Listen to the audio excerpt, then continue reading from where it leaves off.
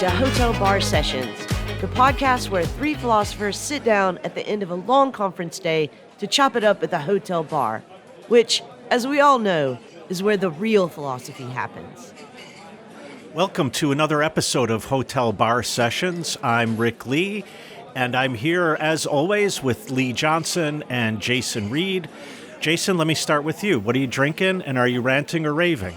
I'm going to have a Negroni. Nice. Because I just realized that 5 years ago I was in Italy around this time. Aww. And I'm going to rave about the novel Chain Gang All-Stars by Nana Kwame Adjei-Brenyah.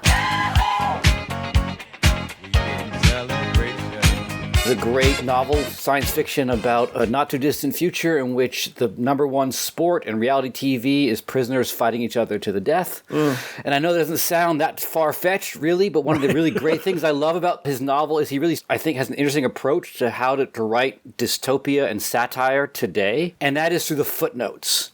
I love footnotes in fiction, and sometimes the footnotes unpack details about the imaginary world he's constructed, but sometimes the footnotes tell you things about the reality of the prison system in this country right now and remind us that we're not too far from the cruelty depicted in the novel. Lee, what about you? What are you drinking, and are you ranting or raving? Well, it's hot here in Memphis, so I think I'm going to have a tall, icy glass of sangria. And today, I am actually raving about the president of South Korea, Yoon Suk-yeol, singing American Pie at the White House. A long, long time ago, I can still remember how that music used to make me smile. And now I knew if I had my chains that I could make those people dance and maybe they'd be happy for a while. So apparently this was one of his favorite songs when he was a young man, and as he was visiting the White House recently, President Biden sort of goaded him to sing it. And I think everyone in the room, including his translator, thought he wouldn't really do it, but he did really do it. And the guy is not only a great singer, but is a pretty great performer. So if you can find this on the internet, I mean, this is definitely not what I had on my 2023 bingo card, the president of South Korea singing American Pie at the White House. But if you can find it on the internet, you should check it out. It's really great. But Rick, what about you? What are you ranting or raving about, and what are you drinking? I am going to have a Manhattan because spring has been so weird here in Chicago. One day it's 80, today, right now it's 49. So I don't know what to drink, what to have. So I'll have a Manhattan, please, with rye. And lately in the news, as we're recording this, my best friend just announced he's running for president. And so there's all sorts of things I could rant or rave about.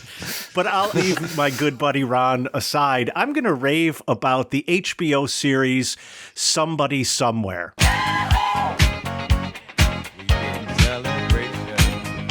This is a remarkable series, and I am actually surprised that it's on TV. It stars Bridget Everett, and I think she was responsible for its creation. It's wonderfully written, beautifully acted. Jeff Hiller is like her best friend in it, and it just is a wonderful show about her having to go back to her Kansas town, Manhattan, Kansas, and it's a kind of fish in water, fish out of water story. It's really excellent, and I can't recommend it highly enough. So, Jason, I know we have a super special surprise guest today. Why don't you go ahead and introduce them? So today we are joined by Nathan Duford, who we didn't overlap, did we? We went to the same graduate school, but not the same program and not at the same time. So Nathan, let's first get you on board with your drink and a rant or rave. So I'm going to be having seltzer with lime, just a good standard anytime drink. And, I think you'll hear enough of my ranting later. So I'm going to rave about the fact that another boat ran aground in the Suez Canal yesterday.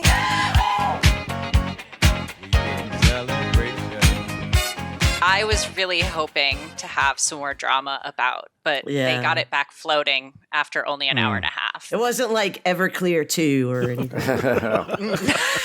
No. So, Jason, I know today we're talking about masculinity. How are we going to approach this, and what are we thinking about? So, men, or rather masculinity, seems to be increasingly in crisis. This crisis takes many forms: incels, involuntary celibates who claim they've been denied the sexual attention they feel that women owe them, volcels, and men going their own way who feel that relationships with women threaten their masculinity, and men's rights activists who believe that everything from divorce laws to Me Too have made men the persecuted group in society. These crises and subcultures are often tied to the alt-right world, and at times have shown up in the screeds and manifestos of mass shooters and some of our politicians on the right. So what's up with men? Why is this happening? And joining us to answer these questions is Nathan Duford.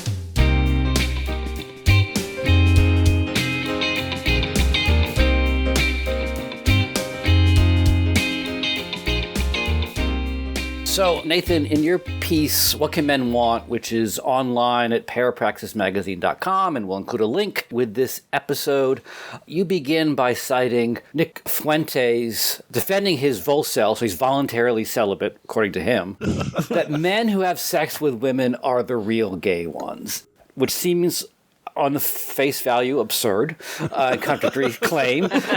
I guess I want to ask about two things. One is the underlying logic, why in a certain worldview that makes more sense than it should. But also, like, to me, when I saw that in your piece, and, you and I follow each other. I think we're mutuals I follow you at least on Twitter. I think we're mutuals. Okay. I follow you also. And I know you've been doing research in this, and I feel like that quote was like the culmination of a whole bunch of things that could be seen to be gay, from like carrying an umbrella to drinking lemonade to like washing your butt, all these sort of things. And so I guess I want to ask about the logic of that, but how that it kind of is the culmination, or at least is part of this whole anxiety that appears online about the nature of masculinity and all the many things that can threaten it. Is it just me, or Jason, is your question, Nathan, masculinity, what the fuck? I mean, that's basically how I've been approaching it for a while. I got interested in this because I was like, these guys are so weird. What are they doing? And I think that especially now, we're just sort of seeing people saying the thing that went unsaid for a long time. Effectively, the basis of Fuentes' claim is that men shouldn't want women, because why would you want something a woman has? You're a man. You should want things that are manly and masculine, and women aren't any of those things. But also, you should not want men either, because obviously that's also gay. And so you just end up in this position where it's like, okay, you can't want what women have because then you're just a feminine boy, but you also can't want things that men have because then you're a homosexual. And so you end up in this position where it's like, what are you supposed to want? And lots of cultural signifiers get pulled in to this because we have this deeply gendered way of thinking about basically almost all of inanimate reality now. Guy Ockenheim wrote a book called Homosexual Desire, and there's a chapter in it about paranoia. Like in psychoanalysis, paranoia is the gay disease, basically. And most people think it's because gay people need to be paranoid about being found out. And so there's a kind of paranoia about gesture and voice intonation and things like that. But Ockenheim actually proposes that it is society, like a homophobic society, that gets this paranoia, right? And so it's always looking for the homosexual. So gay people aren't actually as paranoid as the rest of society is about this supposed element of internal destruction that exists within it. And so then you get things like men can't eat a cupcake because, yeah, like that's really girly. Can I ask you a question about Nick Fuentes? So this kind of falls in the category of what I tell my students, the sort of consider the source category. So I didn't know who this guy was before reading your article, and unfortunately do know who he is now. But I'm sorry. Could you say a little bit about who he is and also maybe put him in a context? Because I don't want our listeners to think you've just found the most Looney Tune person and, selected a quote from him, and it's not indicative of anything larger. Yeah, so Nick Fuentes is a far-right political operative in a kind of informal way. He mainly is a streamer on, I think he uses Twitch. I don't think he's been kicked off of Twitch. So he logs on and just talks about his political positions, which range from xenophobia and nationalism, more broad, general, like anti-Black racism, and his thoughts on contemporary culture. He also talks about his personal life, though. And this, especially his sexuality, has been I don't know how to put it, like a question for people who watch him for quite a while, specifically because people have thought they have seen him, or he has said that he was going on dates with femboys, which are effectively, well, they might consider themselves gay men who are very feminine to the extent that they may pass as women in society. But again, if you could put him in a context, like he's giving voice to something that is other than his own life and mind. Oh, yeah, I'm sorry. So he is part of a kind of suite of far-right masculinity influencers, basically. Like, he is more so interested in culture and politics, but there are no shortage of these guys. Specifically on Instagram, you'll find a lot of them. On TikTok, you'll find a lot of them.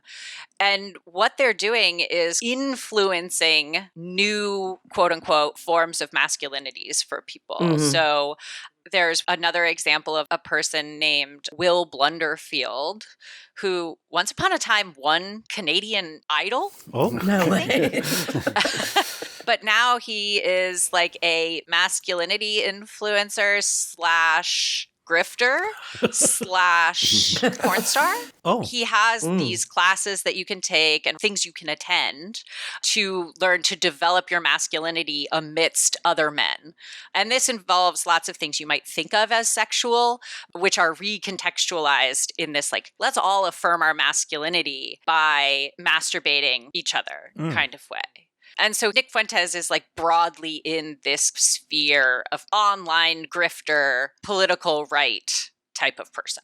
Are these people related or separate from the message that Tucker Carlson was trying to put out in The End of Men? Like, I'd hesitate to even call it a documentary. I'm not sure what it was. You know, Tucker Carlson has been trying to do this same thing for like 5 years, actually. So I think in 2017 or 2018, for Women's History Month, he did like a month of men where he had segments about the end of men. And he had Josh Hawley, the Senator Josh Hawley, who now is writing a book on he already wrote. It should have come out recently, on American masculinity.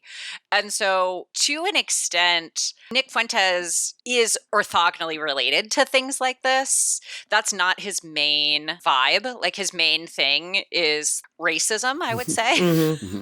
But they get related because you end up with these very racialized understandings of good masculinity. Like, American masculinity is white, straight, cis masculinity. Okay, I promise I won't ask any more questions about these people in particular. We can get back to your argument. No, you can. I spend way too much time thinking about these people. Yeah, so. I have to applaud you for that because, I mean, someone has to do it, but my God, I think I would go to sleep every night depressed as hell. But I wanted to ask you, so is the main connection between this masculinist movement and the right wing or the alt-right, is the main connection there the understanding that well, let's say first there's been a decline in American values, there's been a decline in American prosperity, and then that leads to our jobs are going away, and then there's an attack on masculinity, and so then this new masculinity or this masculinist movement gets wrapped up within this grievance politics that we see on the right and that has become more and more public, I think, over the past several years. So is that the connection there? Yeah, it's certainly involved. As formal institutional forms of patriarchal rule have decreased, the sort of masculinist pro-patriarchy, just like outwardly position, becomes more visible. So Jason mentioned divorce laws. As no-fault divorce became popular, men took up the mantle of being harmed by judges in family court and things like that. And so we also have not just seen a decline in American prosperity, but specifically a decline in the types of jobs that were traditionally working class men's jobs. And so that means that a lot of heads of household in terms of income have become women. Because they have nursing degrees and things like that, where they have stable, maybe unioned employment. When that kind of shift happens, it increases first gendered violence and domestic violence because men feel inadequate. And so they overcompensate with masculinist violence. But more broadly, in the US, it's also related to general rising anti-democratic sentiments. So democracy also is gay. Yeah, you're going to let a woman control you? We only want the right kind of people in charge. Right. You know, Hillary Clinton occupies no small amount of sort of everyone's mind in the political pathologies we have now. So I can see that there is a perceived attack on masculinity, the small and somewhat minor ways in which structures of patriarchy have fallen. From a different perspective, that looks like an attack on me and my livelihood and so on. And so therefore, I developed this sort of masculinist program. What I don't quite get, though, is in your piece, you point this out, the need for me to be concerned about my sexual power and my sexual energy. And here I have in mind things like saving my sexual energy. And so, you know, some won't masturbate because that'll deplete my energy. I mean, it's an almost medieval focus on where's the seed, who has the seed, what should be done with the seed. Yeah, that's exactly right. I mean, so you can think about what happens to people when they feel out of control. And a lot of people will develop body-focused behaviors when their lives feel out of control. They may change how they eat or when they eat or what they eat. They might change their sleeping habits. So if you feel upset that you just have to go to work every day, you might start staying up really late to be like, oh no, you can't tell me what to do, right? And really, like, you're only hurting yourself there.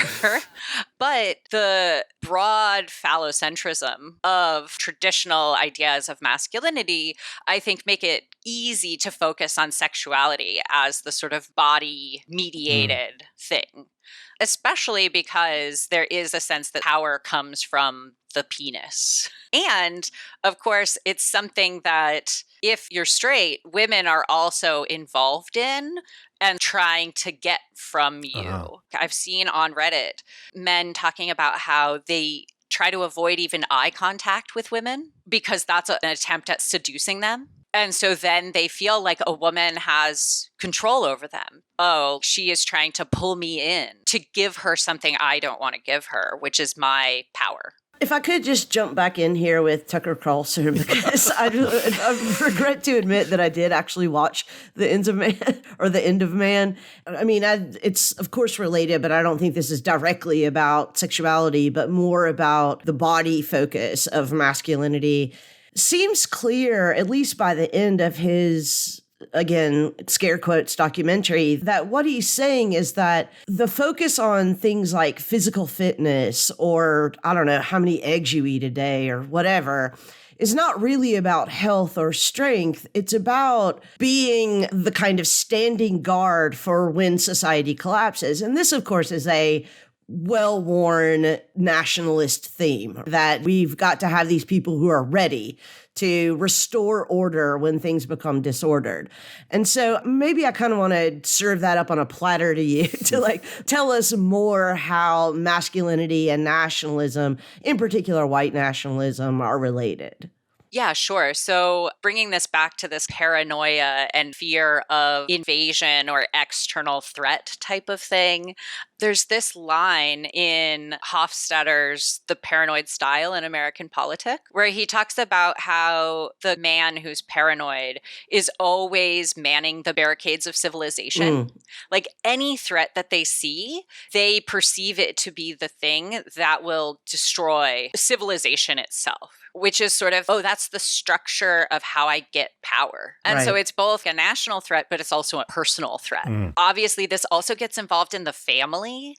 So lots of the anti-queer movements that are going on now, of course, are focused on children and the family and shoring up men as protectors of their children. So like, well, how are you going to protect your children if you are influenced by all of these queer genders and sexualities? You need to be a real man so that you can take care of your kids. And the home is, in their minds, a kind of model for the polity, the nation. And so you get both of them out of that. Can I also just mention, as an aside, that there is an actual group called the Raw Egg Nationalist Organization, which recently published a cookbook that was published by Antelope Hill, which is kind of a hub for extremist material and regularly publishes content with pro-Hitler white nationalist groups like the National Justice Party or whatever. So. Yeah, there's a lot of weird food focus type things, right? So like, not only are they all these foods that are too feminine that you can't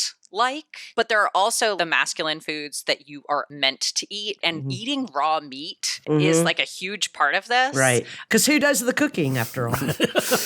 Right. Right. If you are a man and you were like going hunting with the other men, you'd kill something and you'd just eat it, is kind of the theory here. And so it's an attempt to like trace this mythic past of masculinity, right? So we're like returning to what real men were in the Stone Age, basically. Pretty sure they cooked. But go ahead. Of course. We did have fire in the Stone Age. I guess when you mentioned paranoia, I was thinking about the lines from Foucault's Heterosexuality, where he talks about the confession and tracing down sexuality. Partly, it seems what we're talking about is this shift from regime where masculinity is recognized externally. Like you go to work and there are other men there and you know you're a man. You look out the public sphere and there are only men in the public sphere. Or all the institutions were sort of reflecting back to you this image. And now the lens has been turned inward and you're searching in yourself for some source of recognition of your masculinity, and more importantly, it seems to me, something that might betray some trace of femininity or non-masculinity inside of you. So like your diet has to be scrutinized, your physical activity becomes scrutinized, the way you dress, comport yourself becomes scrutinized, and it seems to me that it's a necessarily ceaseless task because you're never going to find the recognition that you're looking for. You're never going to find that rock hard moment you feel as masculine. Did you say rock hard? Yes, I did. Because even that could be, why did you get rock? But sorry. Okay, speaking of things that are rock hard, I mean, this was like one of the elements of European witch hunts was that some man in the town would become impotent. And the thought was, well, why doesn't his dick work anymore? A woman must be in control of it and put a spell on it. And so like if someone's wife couldn't get pregnant or if they were experiencing erectile dysfunction, that was enough to like set off a witch hunt because someone must be interfering with this in this mystical way. Right. And someone who's not masculine. Yeah, that's right. Yeah. It has to be a woman. So it's like a seat of power where it shouldn't be is really what the witch did, was have powers that women or poor people shouldn't have had. But yeah, you do end up with this sense of internal searching for a manliness that will never appear. In that way, it is very religious practice where it's like, oh no, like a good Christian, I know I'll always be a sinner, but that doesn't mean I shouldn't keep trying to be good.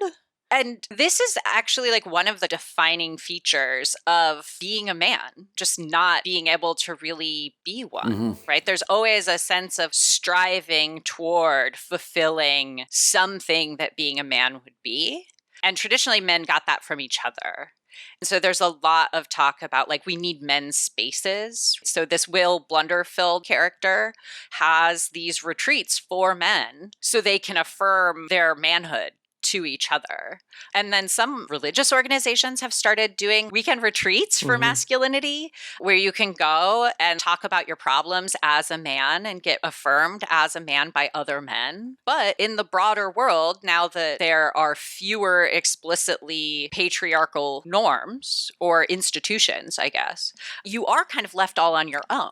And so you have to do like dark night of the soul all the time to just be like, well, I ate a cupcake and like, you know, it was so sweet and I was tempted and I should have better self-control.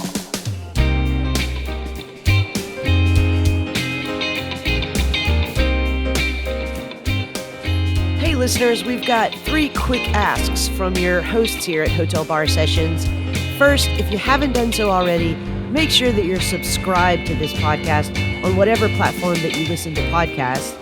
Second, hop on over to Twitter and make sure that you followed Hotel Bar Podcast there. We're at Hotel Bar Podcast, and you can find the Twitter handles of all 3 co-hosts in the bio there. And third, and probably most importantly, we would really appreciate it if you could recommend us to your friends and share our podcast posts on your social media.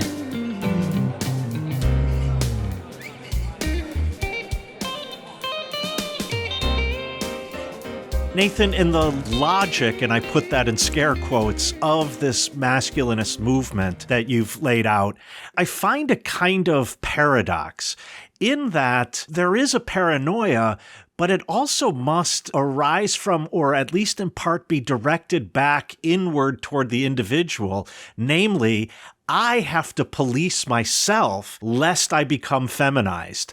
I have to police myself lest I become gay.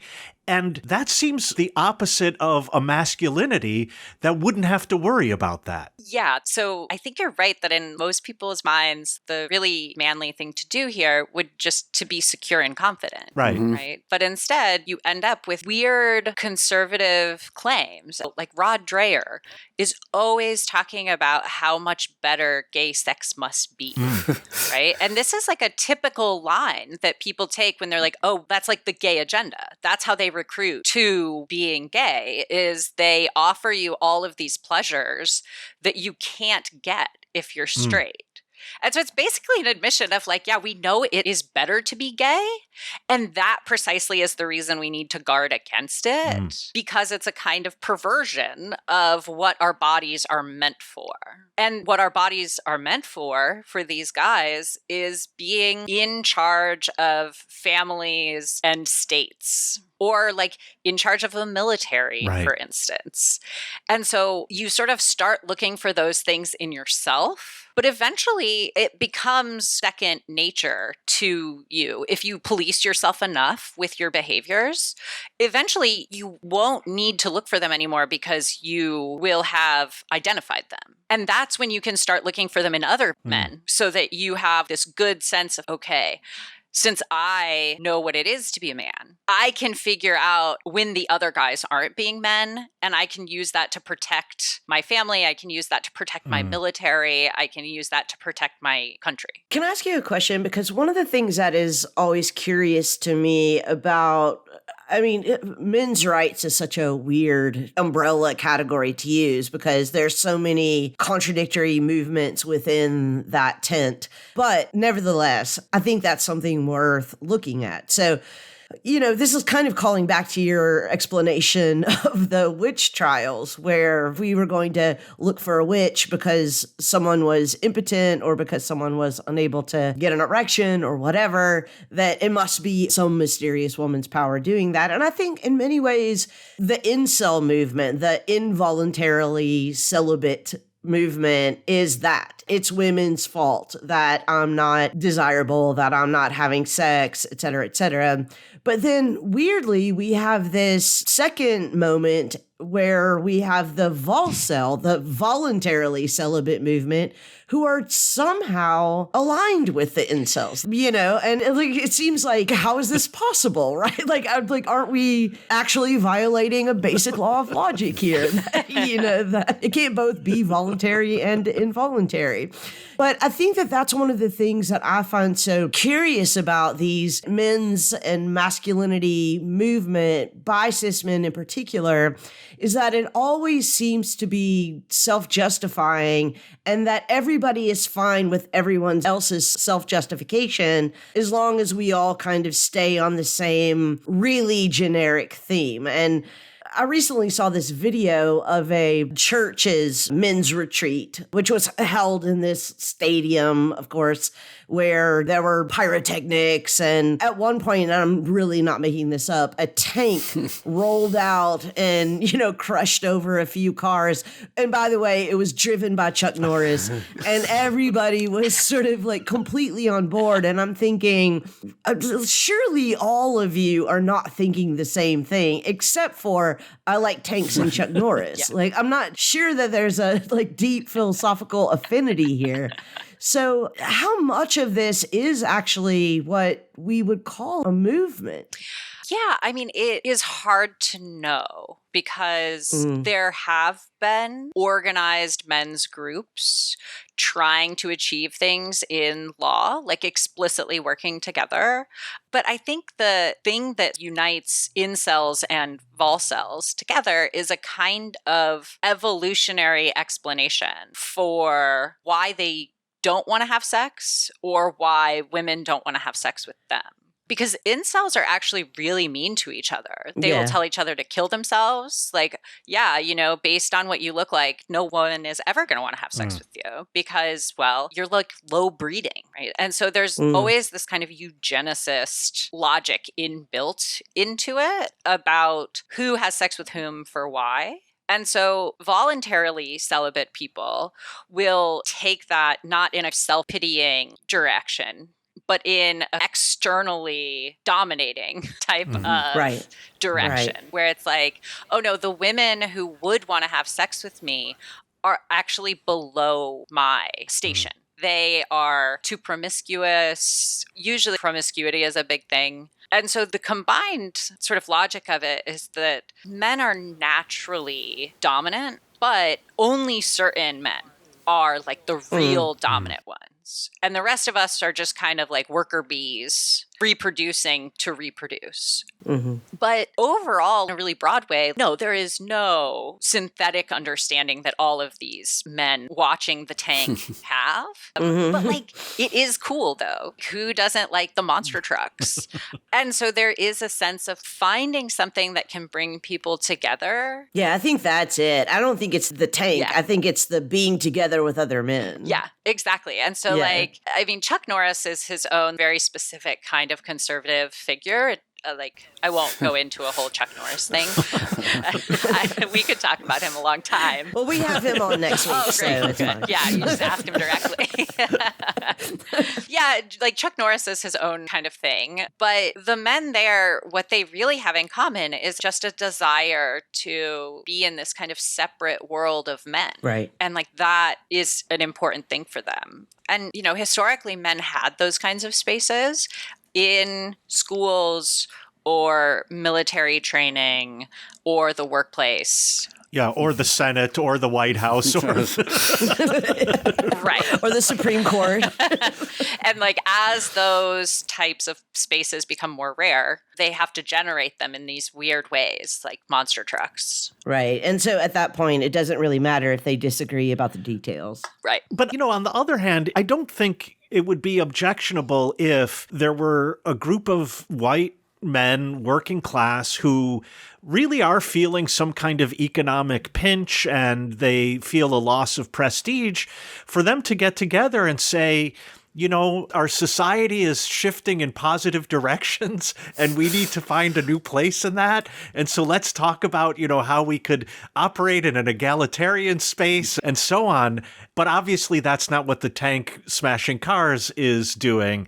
And these men's spaces are about sharing and supporting but linked in a very right-wing, nationalist, racist direction that is the sort of disturbing part of it. And, I've had to bite my tongue through all of this, but they open all of these spaces that are men only. That seems to me to be, you're opening the door for what they might perceive as feminized expressions of sexuality to take place, because this is a group of men only. Yeah. So there are ways of understanding homoerotics as masculinity affirming. So like Ernst Röhm was really big on this. It's like, no, you need like really masculine men affirming each other's masculinity through desire. And so if you stop being so terrified of penetration or being penetrated, you can get a pretty functional masculine homoerotics out of these kind of spaces. But the real problem with that is, the far right is not going to tolerate this for long, because most of the people involved, they really don't think you should be doing that because of this kind of eugenicist way of understanding white nationalism. It's like, well, you really need to be sleeping with white women to make white children. If I could just pick up on that white part of white nationalism, because, I don't know, but how many groups in this men's right or masculinity movements are dominantly people of color or organized by people of color?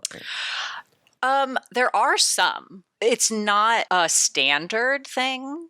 But there are a number of groups that have lots of people of color in them. The Proud Boys is a really good example of this, where it is like a multiracial white nationalist coalition. And really, like, the way that this operates is that usually the people of color involved will see themselves as white or as having a kind of adjacency to whiteness that other people don't have. So a lot of Indian fascism right now is focused on being white. It's not uncommon to see Hitler books in bookstores for people to read and affirm their fascism. But it is like a very precarious type of balance. There's always this sense in these groups that they will turn on themselves and start pushing people out. The more successful they get, the more power that you get, the less people you need. And so you could sort of strategically work with people of color until you have enough power to turn on them. Can we talk about the way in which, like, this is, we're talking about masculinity, the way in which femininity or the way in which women are represented in these spaces? Because one of the things you talk about in your piece is this idea of heterosexualism, right? This sort of emphasis on the hetero, on the other. Like, women are seen as this totally other thing. And that's both the source of their appeal, but also the source of their danger. But the other thing that seems very striking in a lot of these spaces is the way in which women are very undifferentiated. And one of the things that's striking in some of the manifestos, like Elliot Rodgers and so on, is it's not a story of unrequited crush after unrequited crush. It's a story of wanting a girlfriend. The person doesn't seem to matter. It's more this sort of inability to see women as people seems to be a defining characteristic. They are seen more as something other and some part of some status one is supposed to acquire. I don't know if you want to say something about, sorry, I didn't do a good job of that question. Yeah, no. I wasn't sure if you were done with your question. Yeah, no, that's exactly right. There's a kind of de-individuation that happens for women in this kind of logic. And that is perfectly expected in a traditional patriarchal way of understanding, because women aren't people. Women are sort of closer to large mammals or someone who you use. Tools. Largely interchangeable. And to the extent that they aren't, it's about maintaining a certain kind of status among men, not anything to do with a woman and her particularities. And so this kind of focus on having a girlfriend, it also goes along with the fact that he refers to all women as blonde sluts. And like when he went on his mission, he didn't kill any of the quote unquote blonde sluts. Like that wasn't who he got. And so any woman can stand in for like the woman who has scorned you too, as this instantiation of a type rather than an independent, differentiated being. And that is part of what makes violence really easy. If you see women as just kind of this like teeming mass, it's like, well, someone's got to beat it back, and it might as well be me. I think it's that violence part that I really don't get. I mean, I don't get anything about any of this, but I really don't get the violence part, because it does seem to me that if there's one relatively consistent thing among the various men's groups that we've talked about already, it's that they see themselves as protectors. Either protectors of the nation, protectors of the species, protectors of the race, etc. And so the fact that their violence is never defensive, is never in protection, but is aggressive, is proactive, just never makes sense to me. When you see, as we've unfortunately seen too many times, an incel just go on a shooting rampage, it seems like, what is the logic there? Yeah, so I would actually say that from their position, they see it as defensive.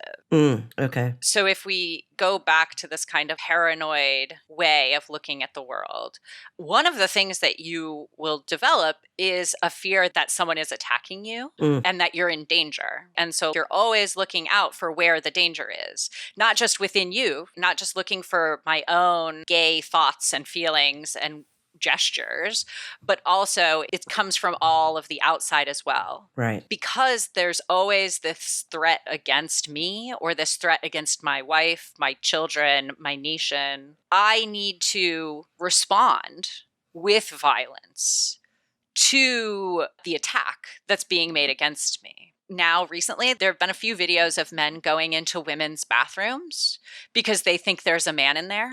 Like, oh, I saw a man go in here. And they'll go in with their camera on. And what they are doing is projecting this idea that, oh, there's a threat in there that I need to protect women from. And they're not wrong. It's them. Right. Yeah. Like, they have put themselves in the bathroom. Oh, to be accidentally right. Yeah, right? And they do seem pretty deranged when they're on video and behaving in erratic ways and ready to do violence. And so there's a way that paranoia is also about thinking of other people as being paranoid about you. And so they're always ready to attack you, which means you need to attack them first because they're planning to attack you.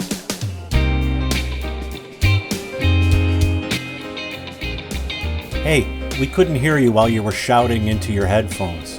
So if you have feedback or suggestions for future topics, or if you just want to pick a fight with one of our co-hosts, or in fact all of us, just visit us at www.hotelbarpodcast.com and click on the interactive page. If you want to belly up to the bar with us, at least virtually, you can always email an audio clip to hotelbarpodcast@gmail.com.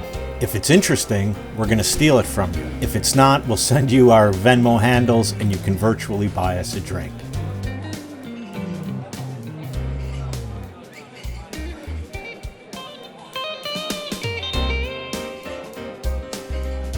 The direction that Lee was pursuing wouldn't be so troubling to me if it weren't also now mainstreamed and part of our quote-unquote normal political discourse. And I think about all of the anti-trans, anti-LGBTQ legislation that's passed in Florida.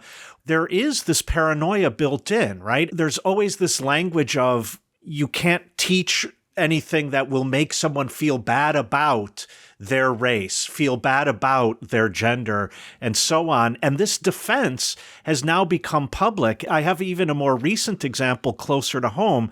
The Illinois state legislature just passed, and the governor is about to sign a bill that is allowing, not mandating, just allowing businesses to have multi-use, non-gender specific bathrooms. And one of our state senators said that if his daughter is in a restroom and he sees a man go in, he's going to go in and he's going to kick the shit out of that guy.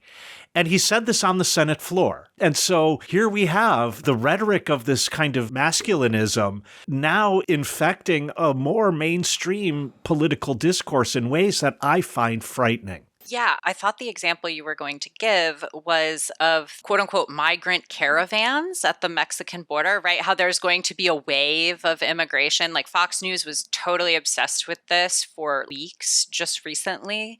But it's all the same kind of thing, one on sort of a national basis and one on this familial basis. But I actually don't see it as very new. Maybe because I was raised by people who were conservative in a conservative culture. And so it was very normal for men to threaten violence in order to protect their daughters or their wives. But you could think about the satanic panic, very similar type of logic and a very similar kind of response from men. Anytime there's kind of a threat that's not understood, you get this response where it's like, no, I'm ready to do violence to protect my children when I sense that the state isn't. It arises in these contexts because it's like, well, now the state has relinquished its responsibility. Right. And that means it falls on me to have to do this. But that's really inefficient. It's really unworkable. Right. And so it actually is way better if, the state of Florida does it rather than having every individual man having to protect every individual daughter. Yeah. But yeah, like dads who threaten their daughters' prom dates with guns or like answer the door with a gun as a kind of cultural trope, it's an extension of the same type of logic. So I want to pick up on Rick's question about how this masculinity movement gets translated into anti-trans violence and anti-trans politics, but I want to go in a slightly different direction. And I really want to tread carefully here in what I'm about to say. So I'm going to make this caveat first, which is that I obviously understand that there is a diversity of opinions and views and expressions in the trans community, just like there is in every other community. Nevertheless, I will say that in my experience, it is not uncommon to find a kind of hyper-masculine, misogynistic masculinity among trans men. It seems to me that among some of the trans men that I know who are misogynists, that this kind of masculinity would be incredibly attractive to them. And I'm wondering, like, how are trans men folded into this masculinity movement, this men's rights movement? I mean, I think that in part, it's an extension of a more general principle, which is that we all live in a patriarchal world and we all pass along misogyny. There's no specific agent of it. Everybody is doing it. And I think that it stands out on trans men because people are like, well, they should know better. But cis women do it too. And so it's like, well, you would think like they would really know better. And so on the one hand, I think it gets spotlighted specifically because they're trans. But there is some research on this, and some men will say that they felt more attracted to what we might call like toxically masculine behaviors or hegemonically masculine behaviors, like trying to drink someone under the table. They were more attracted to those things before they transitioned, specifically because they were like searching for an affirmation of masculinity that they couldn't give themselves or wouldn't give themselves, and that society wouldn't give them either. And so on the one hand, that is one thing that happens. But on the other, I mean, it's hard to find a good masculinity. Like this is like such a problem for a lot of trans masculine people who either do still or did consider themselves feminists or did consider themselves lesbian. Noah Zazanis wrote an essay about this called On Hating Men and Becoming One Anyway. Yeah. Specifically about this kind of navigation, right? Like the desire for the bad gender.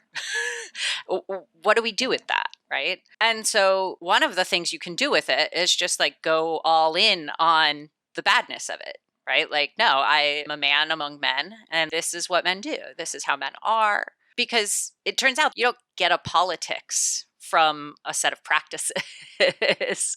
And so some trans men will end up misogynists, they will end up white nationalists, etc. Some of them end up hating most trans people and working against the rights of trans people in general.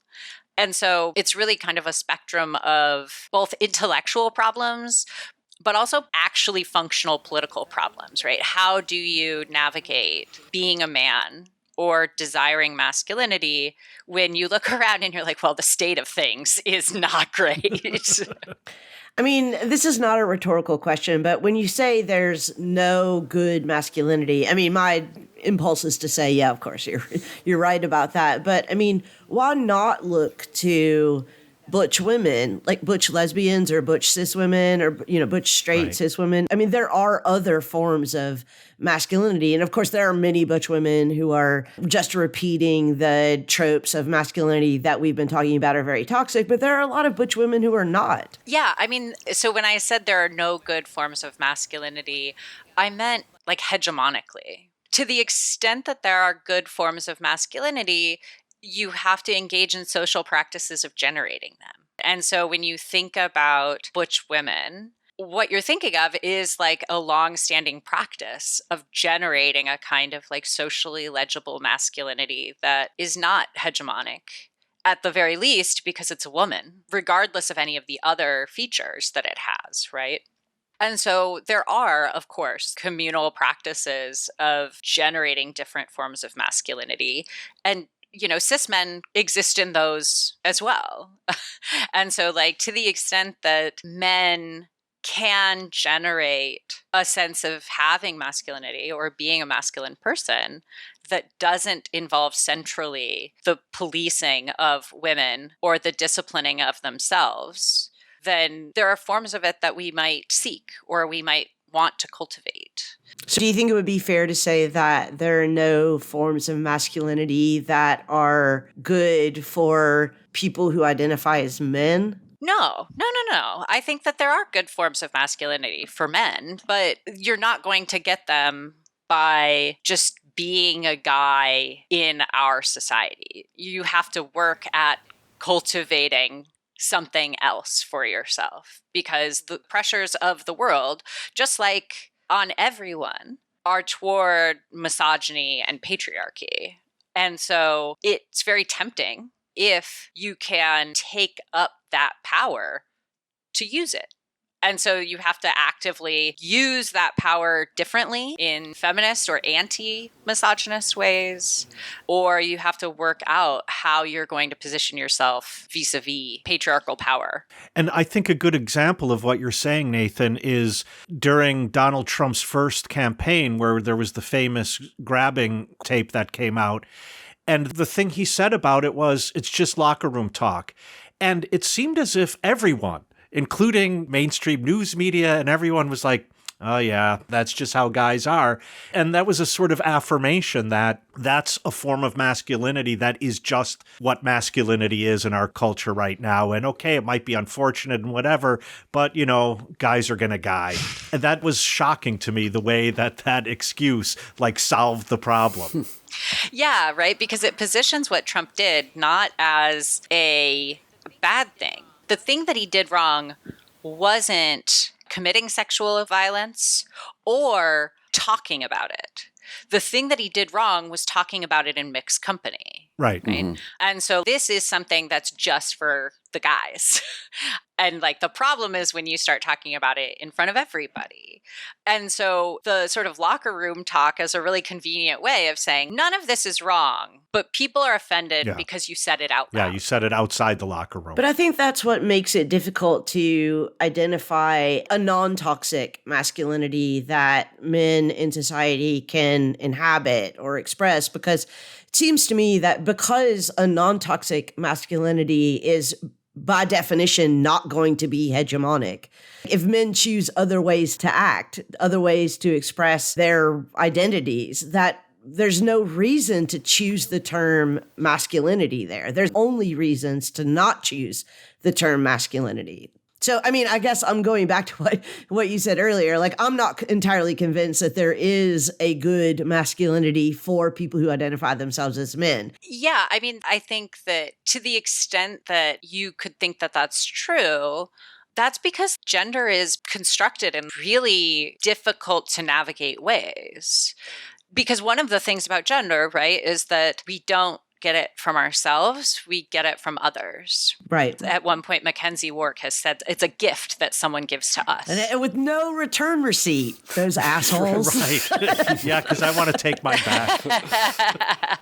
So to the extent that men find a kind of masculinity that is nonviolent or not aimed at domination, there's always the double problem of, well, other people might attribute that to you anyway.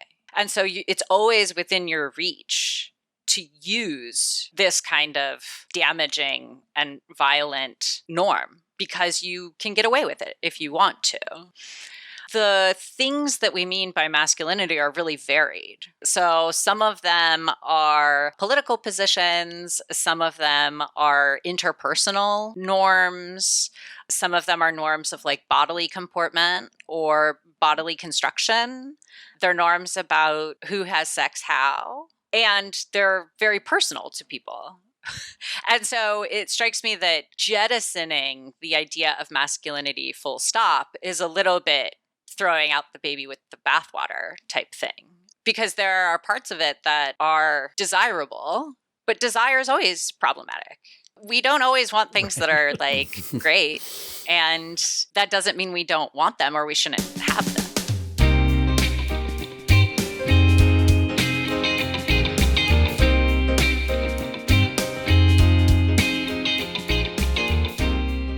So thank you, Nathan. Do you have any final thoughts before the bar closes and we have to get out of here?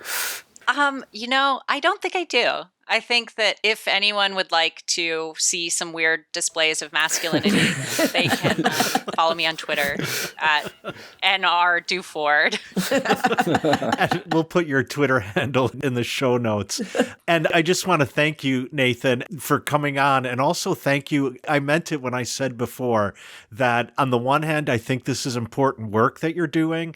And actually, I encourage people to go and look at your piece because there's also important theoretical work that is being both applied to this question and emerging from this question that I think also is really interesting. And I don't want to do this work because I think I would be depressed. Cosign. So I thank you for that. I mean, I think part of the issue, as Nathan's pointed out, that with masculinity is this unwillingness to express need or desire because it threatens our autonomy. But we're not afraid of that here. So we're not afraid to ask you to find us on patreon.com/Hotel Bar Sessions. And there you can support us at whatever level you need because we need support and we need others in order to survive. And we're completely fine with that. In whatever gendered form you want to take that, we're completely fine with asserting and that. We don't even need Chuck Norris driving a tank. And if even our minimal level is too much for you right now, we understand, but you could do us a huge favor by just recommending us on whatever podcast platform you download this episode on. That goes a long way to helping us out.